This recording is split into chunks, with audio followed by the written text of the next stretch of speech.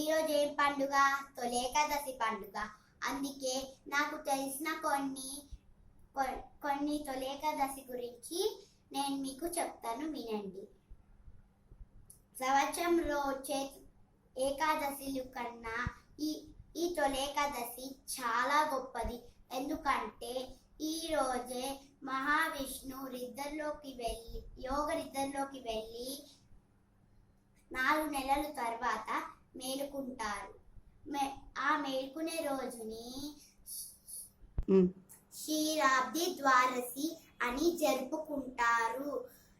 ఈ రోజు వరకు సూర్యుడు ఉత్తర దిక్కుకు ప్రయాణిస్తాడు, కానీ ఈ రోజు నుంచి సూర్యుడు దక్షిణ దిక్కుకు ప్రయాణిస్తాడు.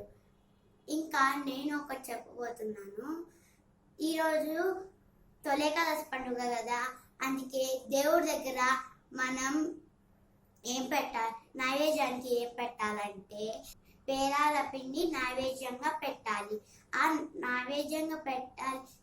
అవి ఎందుకు తింటారంటే మనకి ఇమ్యూనిటీ పవర్ రావాలని ఆ పేలాల పిండిని తింటారు. Thank you.